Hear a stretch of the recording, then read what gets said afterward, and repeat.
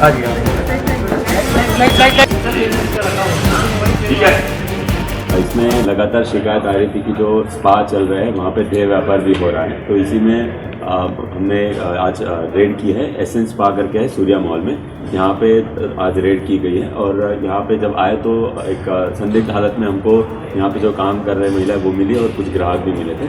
तो पूरी अभी कार्रवाई की जा रही है, कार्रवाई अभी प्रोसेस में है। इसमें जो पीटा एक्ट के तहत ये कार्रवाई की जा रही है, जिसमें ये स्पा सेंटर है लेकिन इसमें देह व्यापार हो रहा है। यहाँ पे हमको कॉन्डोम वगैरह भी मिले हैं, जो संदिग्ध हालत में लोग भी मिले हैं। और कुछ ग्राहक भी, जब हम कार्रवाई कर रहे थे उस दौरान भी कुछ लोग ग्राहक जो आ रहे थे तो वो भी हमको यहाँ मिले हैं। इसमें जो संचालक है उसे अरेस्ट किया गया है और उस पर पीटा एक्ट के तहत कार्रवाई की गई है। 8 महिलाएं हैं, उनको रेस्क्यू किया गया है जिनसे देह व्यापार करवाया जा रहा था। ये महिलाएं कोलकाता, मतलब वेस्ट बंगाल और आसाम से, ज़्यादातर महिलाएं वहीं से हैं। तो इन्हीं सभी महिलाओं को रेस्क्यू किया जा रहा है, उनको सही सेंटर भेजा जाएगा।